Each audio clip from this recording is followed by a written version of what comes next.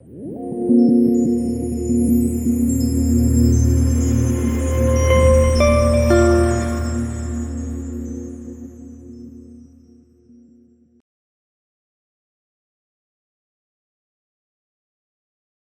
You doctor साहब for all the valuable inputs. आपने बहुत अच्छा हमें इंसाइट दिया और ये मुझे लगता है मैक्सिमम सारी क्वेरीज जो हम सब लोगों की है, जो आम कॉमन क्वेरीज हैं, वो काफी हद तक आपने बिना पूछे ही क्लियर कर दी हैं। बट इसके अलावा मैं कुछ और दो क्वेश्चंस हैं जो आपसे पूछना चाहूंगा, और सुशील भाई भी हमारे साथ इस चीज में क्वेश्चन पूछेंगे जो हमारे पास हमारे पार्टिसिपेंट्स वगैरह से इकट्ठे किए हुए हैं। तो डॉक्टर साहब, I have permission to start asking you questions. आराम से सर, आराम से। तो सर, सबसे पहला क्वेश्चन मैं ये जानना चाहूंगा कि अभी कुछ टाइम से हम कोविड-19 के बारे में तो हम सब लोग जानते हैं, बट ये कोविड-19 के अलावा मीडिया में और न्यूज़पेपर्स में और हर जगह ये घूम रहा है, इसका डबल म्यूटेंट आ गया है, ट्रिपल म्यूटेंट आ गया, वो उससे ज्यादा लिथल है। तो हम ये सिर्फ 2-3 चीजें जानना चाहेंगे कि ये म्यूटेंट क्या होता है, इस म्यूटेंट से क्या वेरिएंट बनते हैं वायरस के, और वो अगर अब किस तरीके से अच्छा, ट्रांसमिट मैं आपको बताता हूँ। ये देखो, ये एक सेल है, दिख रहा है अब? हाँ जी। ये एक सेल है जिसके ऊपर एक एस एंटीजन है, ठीक। ये वायरस भाई साहब है, इनका नॉब्स बनी हुई है बाहर, जिसमें S1 आपकी नॉब होती है या स्पाइक होती है, ठीक है। इसका इनसे मिलन होना होता है, तो ये वायरस जो है अपनी सेटिंग करता है ह्यूमन सेल से इस एस के थ्रू। जैसे हम कहते थे ना, कॉलेज में जो अफेयर चलते थे तो आंखों की भाषा, आंखों में इशारा, तो ये समझ लो कि ये सेल की आंखें हैं एस प्रोटीन, और S1 है ये वायरस की आईज हैं। तो दोनों में सेटिंग हो रही है, तो क्या होती है, आईज से आईज में एक तरह से कनेक्शन होता है। कैसे होता है कनेक्शन?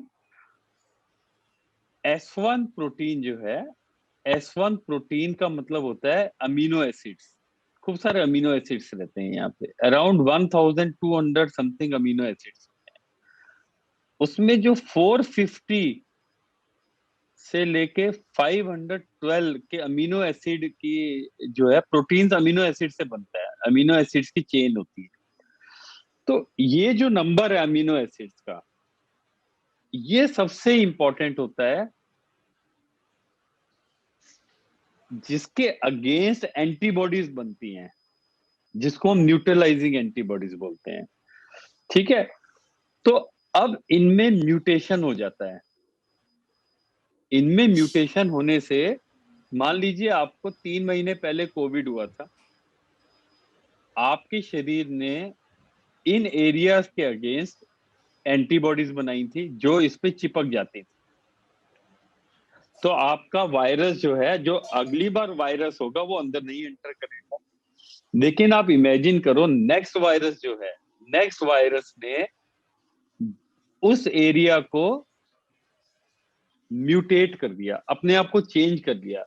तो जो आपकी एंटीबॉडीज घूम रही हैं वो ढूंढती रह जाएंगी, भाई इनके हिसाब से तो वो वाला वायरस आया नहीं जिसके लिए बनी थी, ये तो अब नया वायरस आ गया।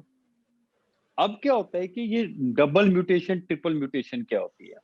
तो अब एक वायरस है जिसके अंदर ये स्पाइक थी, इस स्पाइक को हम देखें तो एक ये लंबी सी स्पाइक है, ये स्पाइक है, ठीक।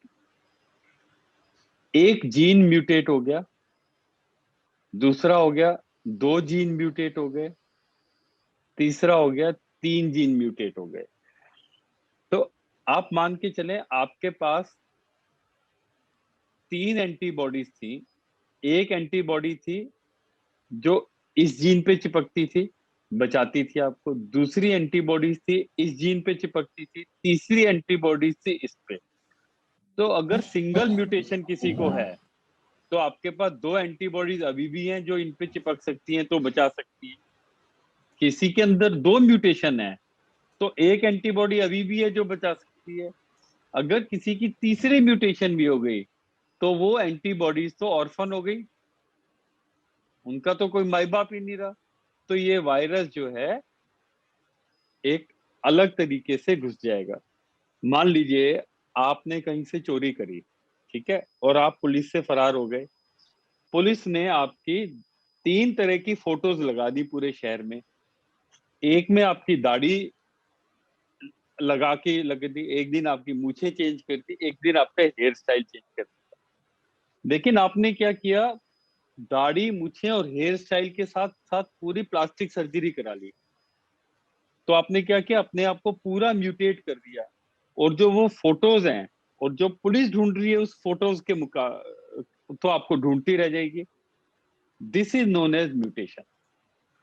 सो अगर हम म्यूटेशन की बात, एग्जैक्ट साइंस की बात करें, तो मैं आपको बताता हूँ। जो इंडियन स्ट्रेन है, जो इंडियन स्ट्रेन है वो है 617, B617 म्यूटेट है, B1617। इसमें 3 तरह की है, 1, 2, 3।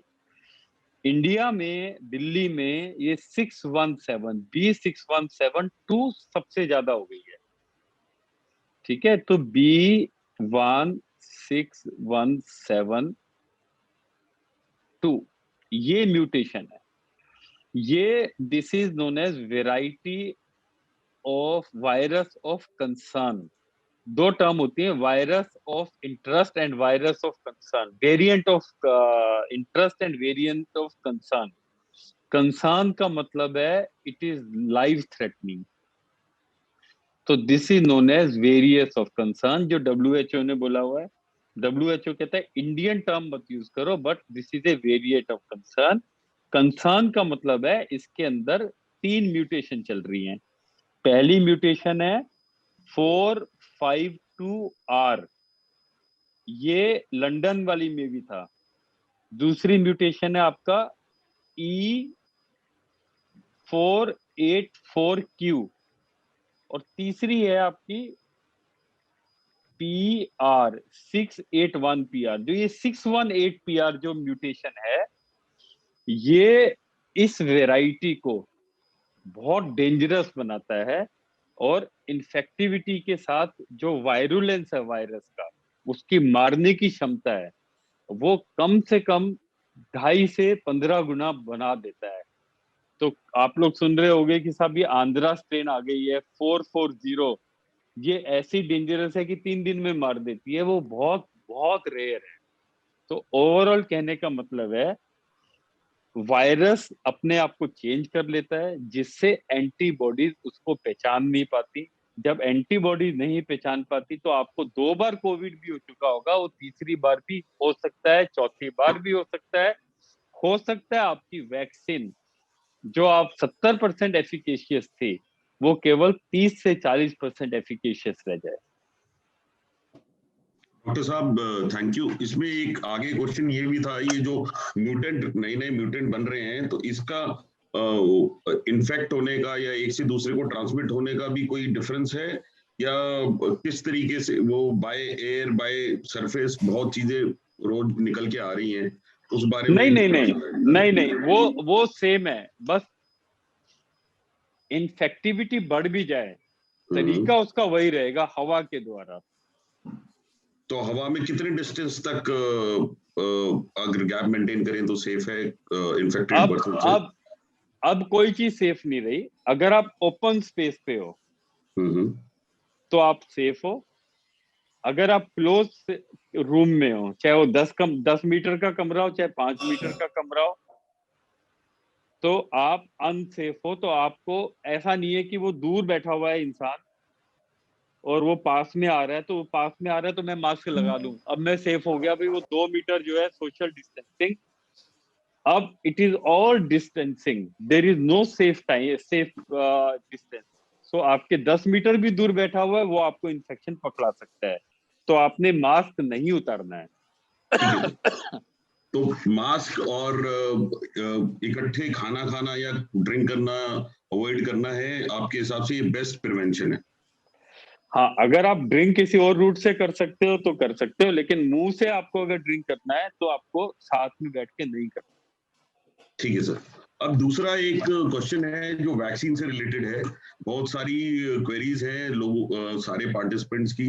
मैं आपको सारी इकट्ठी कर देता हूँ, फिर आप बताइएगा। एक है, कुछ लोग कहते हैं कि कौन सी वैक्सीन अच्छी है, कोई कहता है कोविडशील्ड अच्छी है, कोई कहता है कोवैक्सीन अच्छी है, कोई कहता है फाइजर है, कोई मॉडर्ना है। तो एक तो ये पार्ट है वैक्सीन का। दूसरा है हाई शुगर या हाई बीपी वाले को वैक्सीन लगवानी चाहिए क्या? तीसरा है कोई पेशेंट ब्लड थिनर पे है और हार्ट पेशेंट है, उसको वैक्सीन लगवानी चाहिए क्या? चौथा है अगर प्रेग्नेंट वुमेन है तो उसको वैक्सीन लगवानी चाहिए क्या? इसके अलावा ये भी क्वेश्चन है कि अगर कोई पॉजिटिव हुआ तो उसके बाद कितने दिन के बाद सेफली उसको वैक्सीन लगवानी चाहिए किसी भी रिकवर्ड पेशेंट को?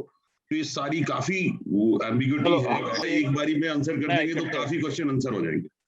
चलो मेरे को एक चीज बताओ, आपकी फेवरेट हीरोइन आज की कौन है? आजकल की कौन सी सबसे फेवरेट हीरोइन है?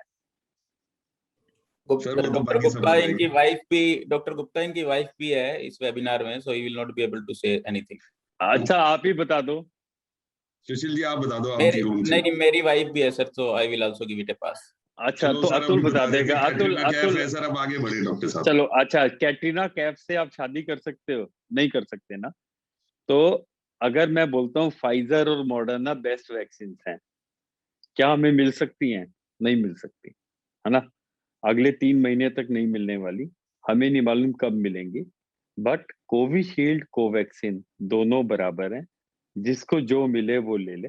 अगर स्पुतनिक मिलती है, स्पुतनिक की प्रॉब्लम यही होती है, जो रशियन और चाइनीज है इनके डाटा हिडन होते हैं। सो हमें ये नहीं मालूम कि इनका कितना डाटा था, क्या था। ये तो कोविशील्ड और कोवैक्सीन तो लोगों को लग चुकी है, सामने करोड़ों को लग चुकी है।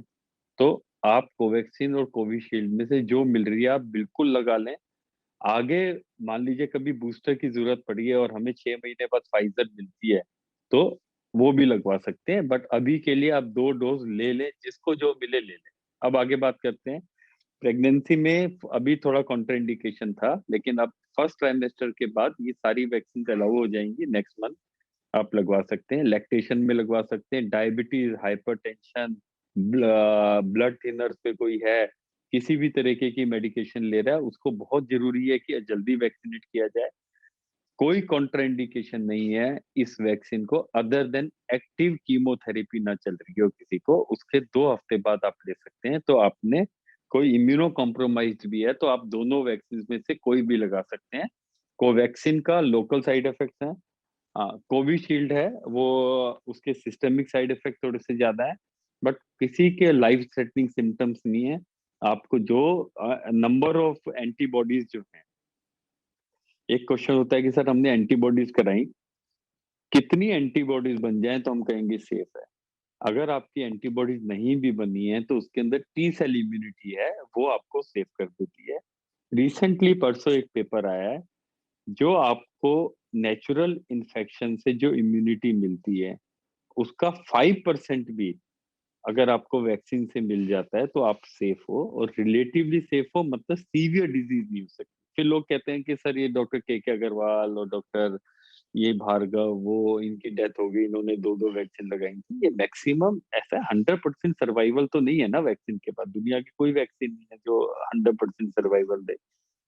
इन लोगों को बहुत कोमोबिडिटीज थी, इम्यूनो सप्रेस थे, इम्यूनो ऑलरेडी ऑन स्टेरॉइड्स थे, बहुत सारे कारण थे जिनके कारण इनकी डेथ हुई। वैक्सीन प्रिवेंटिव है, अभी भी बचाएगी आपको सीरियस बीमारियों से। आप जिसको जो मिले वो ले ले। किसी को स्पुतनिक मिलती है वो ले ले, किसको कोविशील्ड मिलती है वो ले ले, किसको कोवैक्सीन मिलती है, बट वैक्सीन को डिले ना करें और ले लें। डॉक्टर साहब, डॉक्टर धीरेन, इसमें एक कंटिन्यूड क्वेश्चन भी ये भी है कि अगर पहली डोज एक वैक्सीन की लगी है तो सेफली क्या दूसरी डोज दूसरी वैक्सीन की लगवाई जा सकती है? तो इसमें क्या है कि कुछ स्टडीज हुई हैं जिसमें पहली एस्ट्राजेनिका लगी और दूसरी फाइजर लगी। एक स्टडी है, दो ही स्टडीज हैं ऐसी। एक स्टडी है जिसमें पहली फाइजर लगी और दूसरी एस्ट्राजेनिका लगी, तो दे फाउंड कि अच्छे रिजल्ट हैं, बेटर रिजल्ट है एक ही कंपनी के लगाने से। लेकिन अभी हमारी जो इंडियन वैक्सीन की ये कोई ट्रायल नहीं है। सो अभी के लिए मैं ये कहूंगा कि अभी प्रेजेंटली इंडिकेशन नहीं है कि आप कंपनियां बदलो, बट लेटर ऑन हर हफ्ते साइंस चेंज हो रही है, तो टाइम विल टेल अस। फिर हम बात करते हैं किसी को पहली वैक्सीन लगी थी फिर इन्फेक्शन हो गया, अब कब लगवानी चाहिए? अब आप 3 महीने आराम से डिले कर सकते हो। दूसरा, अभी पहली वैक्सीन लगी थी, अब दूसरी का कितना डिले कर सकते हो आप? जैसे मैंने आपको बताया कि कोवैक्सीन है, उसमें 4 हफ्ते ही है, लेकिन कोविशील्ड का आप 12 मीन्स 3 महीने के बाद आप लगवा सकते हो आराम से। कुछ लोगों को 4 महीने तक भी अलाउड है लगाना। सो कहने का मतलब है, अंदर इम्यूनिटी रहती है, मेमोरी सेल्स रहते हैं, आप आराम से वैक्सीन लगवाएं। डिले का कोई मतलब नहीं है, बहुत जल्दी वैक्सीन लगाने से फायदा नहीं होता। विद इन 4 वीक्स अगर आप जल्दी लगाते हैं तो फायदा नहीं होता, लेकिन 4 वीक्स के बाद आप लगाएंगे तो आपको बेनिफिट ज्यादा मिलेगा। ये बच्चों की वैक्सीनेशन में भी ये रूल है। अगर आप मान लीजिए 1 महीना लेट भी कर देते कोई बात नहीं, लेकिन 21 दिन से पहले वैक्सीन नहीं लगवानी चाहिए दूसरी डोज, ये याद रखें। डॉक्टर साहब, एक पोर्शन इस क्वेश्चन का रह गया है कि जो पेशेंट्स या जो लोग कोविड पॉजिटिव हुए थे, वो कितने टाइम बाद वैक्सीन लगवा सकते हैं? मैंने आपको बोला ना, 3 महीने से 4 महीने बाद आप लगवा सकते हैं, क्योंकि नेचुरल इन्फेक्शन की इम्यूनिटी रहती है 4-6 महीने तक। तो आप नेक्स्ट, मैं कहूंगा कि नेक्स्ट वेव अगर 6 महीने बाद आनी है, उससे 2 महीने पहले आप लगा लें। एज्यूम करके चलें कि आज से 3-4 महीने बाद लगवा लें। ठीक है जी, समझिए। और लोगों का आपने ये चीज तो क्लियर कर ही दिया कि ब्लैक फंगस कंटेजियस नहीं है, वो एक पेशेंट से दूसरे पेशेंट तक नहीं जा सकता है। मगर आप ब्लैक फंगस जैसे जो जो पेशेंट्स पॉजिटिव हुए हैं या फिर जो रिकवर करके घर आ चुके हैं, उनको क्या प्रिकॉशंस हाँ लेनी जी। चाहिए और ब्लैक फंगस को अवॉइड करने के लिए क्या कोई प्रिकॉशनरी स्टेप्स लेने चाहिए, उसके बारे में प्लीज बताएं। नॉर्मली जो देखा गया है, 7 डेज से 14 डेज के बीच में मैक्सिमम पेशेंट्स को रिकवरी के बाद होती है।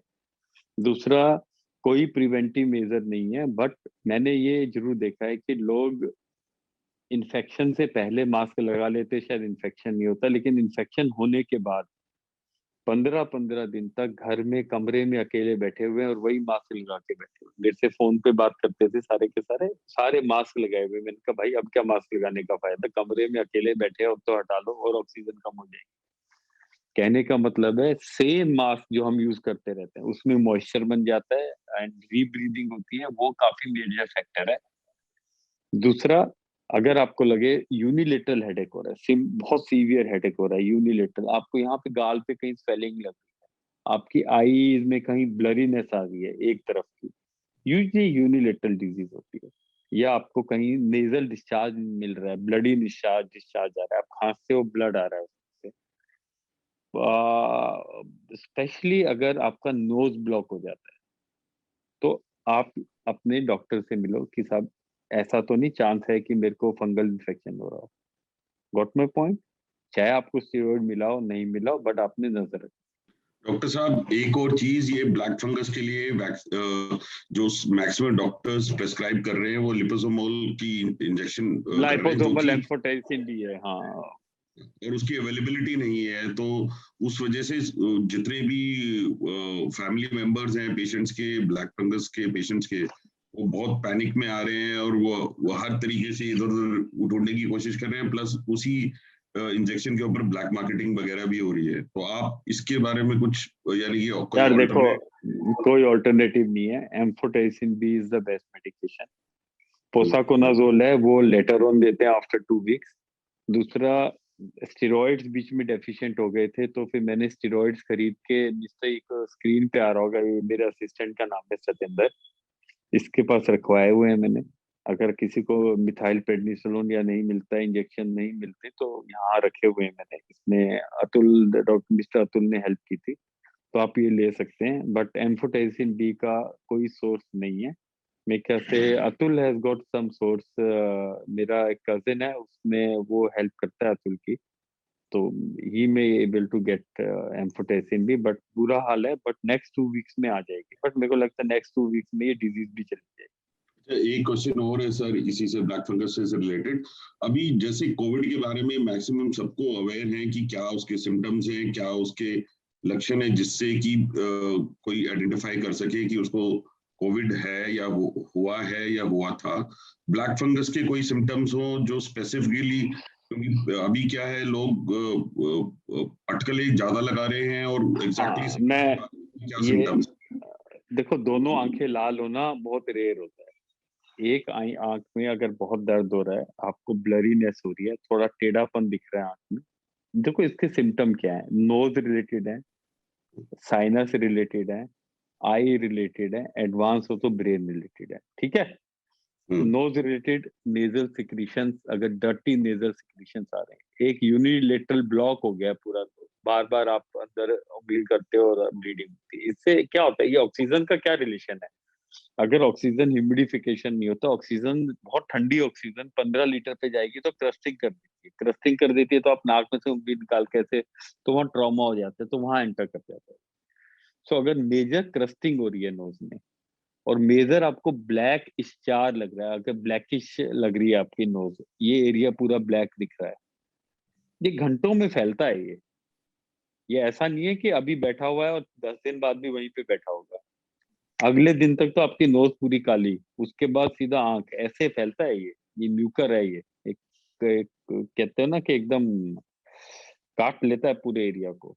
ये वेसल्स को बंद कर देता है, इस्कीमिया कर देता है, पूरा नेक्रोज कर देता है। नेक्रोज का मतलब होता है डैमेज कर देता है, ब्लैक कर देता है। तो आपका जो ये एरिया, यहाँ से अगर आपको कभी भी लगे नोज से ब्लीडिंग हो रही है, आपको लगे नोज से ब्लैकिश सा डिस्चार्ज आ रहा है, अननेसेसरी एक तरफ के सिक्रीशंस आ रहे हैं, फिर हम साइनस की बात आ जाए, ये साइनस है आपका, यहाँ पे हेडेक शुरू हो जाए, ये यहाँ पे आप टच करो, आपको लग ही नहीं रहा कि आपने टच कुछ हो रहा हो, आपकी सेंसेशन ही खत्म हो गई, तो इसका मतलब ये नेक्रोज हो रहा है। फिर हम आई की बात करें, आई में एक तरफ धुंधलापन लगने लगा, एक तरफ थोड़ी बहंगी टेढ़ी हो गई आंख, या प्रोप्टोसिस मतलब आंख बाहर की तरफ लगने लगी एक तरफ की, या एक तरफ सीवियर हेडेक होने लगा, अनकंट्रोलेबल हेडेक, तो मतलब वो ब्रेन में पहुंच गया है। तो ये मुख्य लक्षण है जिसमें हम कहते हैं कि भाई फंगस होने के चांसेस। डॉक्टर साहब, कुछ लोगों का ये भी धारणा है कि जो पेशेंट कोविड पॉजिटिव हुआ और जो हॉस्पिटल रह के आया, हॉस्पिटलाइज हुआ है, उसी को ब्लैक फंगस होता है, जो नहीं, पेशेंट घर पे रिकवर कर रहा है उसको नहीं होता है। चांसेस कम है कि उसको माइल्ड डिजीज होगी, कम इम्यून सप्रेशन होगा, बट 15% पेशेंट ऐसे भी पाए गए जो केवल घर पे ही थे, जिनको स्टेरॉइड नहीं भी मिला और वो इस डिजीज से रिकवर हुए। दूसरा, कुछ लोग ये पूछ कोविड को और ब्लैक फंगस से प्रिकॉशन में डिफरेंट डिफरेंट क्वेश्चंस भी पूछ रहे हैं। जैसे अभी किसी ने पूछा है कि अगर हम घर पे कपूर जलाते हैं तो उससे कुछ कोविड होने का या ब्लैक फंगस होने के से बचाव है क्या? नहीं, उससे तो नहीं बचाव होगा, लेकिन आपको अस्थमा हो तो खांसी जरूर खराब हो जाएगी आपकी। अच्छा, एक चीज और सर, अभी तक सारे जितने भी वैक्सीनेशन ड्राइव चल रहे हैं, सारे 18 एंड 18 प्लस के ऊपर चल रहे हैं। जो जो बच्चे हैं, जो किड्स हैं, वो कोविड से कितना आपके हिसाब से वनरेबल हैं, और उनके लिए वैक्सीन का क्या नजरिया होना चाहिए, और अगर वैक्सीन नहीं मिल रही है तो उनको क्या स्पेशल प्रिकॉशंस लेने चाहिए घर पे, ताकि उनको कोरोना होने के चांसेस मिनिमाइज किए जा सके? देखो, जो जनरल प्रिकॉशन एडल्ट के लिए है वही बच्चों के लिए है, कोई डिफरेंट प्रिकॉशन। 5 साल से बच्चे को कम करना, आप कुछ भी मैं बोल दूं आप कर ही नहीं सकते। 2 साल से कम में मास्क नहीं पहना सकते, 2 से 5 साल में आप पहना सकते हो लेकिन पहनेगा नहीं बच्चा। तीसरा, एडोलोसेंट जब स्कूल जाएगा उसको मास्क जरूर पहनाएं, और वो जो कोविड अप्रोप्रिएट बिहेवियर जो एडल्ट में है वही बच्चों में एप्लीकेबल है। बच्चे बच्चों को विक्टिम कम होते हैं, सीरियस बीमारी कम होती है, लेकिन वो रायता फैला सकते हैं। कैसे फैला सकते हैं? इन्फेक्शन घर पे लाके सबको दे सकते हैं। दादा दादी बहुत अटैच होते हैं तो बहुत एल्डरलीज को वो दे सकते हैं। तो ओवरऑल कहने का मतलब ये है कि बच्चों में डिजीज कम सीवियर थी, कम सीवियर है, एक्सेप्ट जो मैंने आपको बताया MIS-C जो आजकल शुरू हो गया है, पिछले एक हफ्ते से आने शुरू हो गए हैं। इसमें कभी भी लगे आपके बच्चे का फीवर 102 101 से ऊपर जा रहा है, स्पेशली थर्ड डे के बाद बॉडी पे रैश आ रहा है, बच्चे को बहुत दर्द हो रहा है शरीर में, बहुत वीक लग रहा है, तो आप अपने डॉक्टर से जरूर कंसल्ट करें। MIS-C इसमें 50 to 80% पेशेंट्स को ICU की जरूरत पड़ती है, लेकिन उतनी ही जल्दी ये ठीक हो जाता है। इन चीजों का ध्यान रखें, अदरवाइज सेम प्रिकॉशन है जो एल्डरली। अगला क्वेश्चन एक और है, जो हमारे पास एक पार्टिसिपेंट है जो इंडिया से बाहर है, वो पूछना चाह रहे हैं सिनोफार्म करके एक वैक्सीन है, वो कितनी एफिशिएंट है, इनकी उसकी क्या ये एफिकेसी? हाँ जी, ये जो होल सेल किल्ड वैक्सीन है, इनकी एफिकेसी बहुत पुअर है। और स्पेशली जो अगर हम कंपेयर करें, इंडियन वैक्सीन मिड में आती है। सबसे एफिशिएंट वैक्सीन है नोवावैक्स की, जो अभी तक अगेंस्ट म्यूटेंट भी है, वो भी आई नहीं है। दूसरा फाइजर मॉडर्ना की बहुत अच्छी एंटीबॉडी रिस्पॉन्स है, प्रिवेंशन बहुत अच्छा है फाइजर और मॉडर्ना का। और फिर जो मीडियम मीडियम में हमारी कोविशील्ड आती है, लोअर साइड पे ये साइनोफार्म और ये सब आती है। डॉक्टर साहब, घर में रूम में एयर प्यूरिफायर होने से कोई एडवांटेज है कोविड से बचाव में? um, बहुत ज्यादा प्रिवेंशन बेनिफिट नहीं है, बट कुछ तो इन जनरल रूम को क्लीन कर ही देगी। और बाकी आप कहाँ कहाँ पे लगाओगे एयर प्यूरिफायर, बट आपके पास है आप लगा लो, बट ऐसा कोई मेजर बेनिफिट नहीं है कि ये आपको कोविड से प्रिवेंट कर, इतनी क्लीन क्लीन नहीं कर पाती जिस तरह के फिल्टर्स होते हैं। हैपा 14 फिल्टर चाहिए होता है, CDR बहुत हाई चाहिए होता है इनके लिए। मेडिकल ग्रेड के वो फिल्टर्स होते हैं, वो लगा लें तो रूम में फायदा होता है। लेकिन मैंने जैसे आपको बताया ना, घरों में कोई फायदा नहीं, घरों में एक को होगा तो दूसरे को होके ही रहेगा। ऑफिसेज में फिर भी बेनिफिट हो सकता है। और क्लोज रूम में अगर मान लीजिए 10 एम्प्लॉय बैठते हैं, वहां पे आप वेंटिलेशन बहुत अच्छा रखते हैं। जो CDR जो एक वो होती है, जो एयर की रेट होती है, क्लीनलीनेस रेट होती है, आपकी सर्कुलेटरी रेट रहती है कि हर घंटे कितनी बार एयर चेंज हो जाए। 4 से ज्यादा होना चाहिए हर घंटे, अगर 4 से ज्यादा बार एयर एक्सचेंज हो जाता है तो वो आपको बेनिफिट करेगा कोविड में प्रिवेंशन के लिए। डॉक्टर साहब, ये कुछ पार्टिसिपेंट्स ये भी पूछना चाह रहे हैं कि ब्लैक फंगस कितना फेटल है, और क्या ये जो किसी को कोविड नहीं हुआ हो उसको भी हो सकता है? हाँ, नहीं नहीं नहीं, कोविड नहीं, इसका कोविड से लिंक डायरेक्ट है, लेकिन मतलब कोविड से लिंक है, लेकिन ये मैक्सिमम उन पेशेंट्स को होता था जो कीमोथेरेपीज पे होते थे, कैंसर की इम्यूनोसप्रेसेंट्स पे होते थे। और इन पेशेंट्स को ज्यादा देखा गया है, कुछ जिनमें फेरिटिन बहुत हाई होता है, डेंगू के बाद कुछ पेशेंट्स में देखा गया है।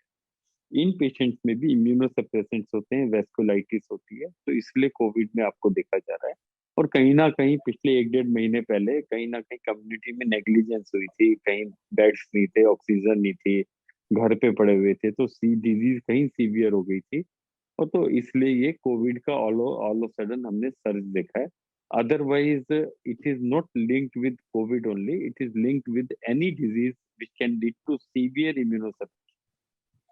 डॉक्टर साहब, आपने पहले शुरू में अपनी प्रेजेंटेशन में बता ही दिया था, फिर भी बहुत सारे पार्टिसिपेंट्स हैं जो बार बार क्वेरी कर रहे हैं कि क्या ये preventive medication like vitamin C, zinc and others, उनसे कुछ हेल्प है, या वो बिल्कुल 100% सिर्फ कमर्शियल देखो, इन माइंडसेट है? जनरल इन जनरल आप हेल्दी लाइफस्टाइल रखो, और थोड़ा सा एक्सरसाइज वगैरह करो, फिट रखो, ओबेसिटी से बचो।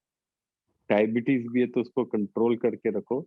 विटामिन सी, जिंक, क्या होता है कि 900 चूहे खा के बिल्ली हट को चली, मतलब आप ओबीस थे, डायबिटिक थे, बिल्कुल out of control blood pressure था, अब कोविड हो गया, तो आप सोचते हो 5 दिन में आप इतना जिंक और विटामिन डी और विटामिन सी खा लो कि आपकी इन्नेट इम्यूनिटी बहुत बढ़िया हो जाए। आप ले लो, जो लेना है ले लो, लेकिन ये मत सोचना कि ये आपकी कोविड से कॉम्प्लिकेशन को प्रिवेंट कर।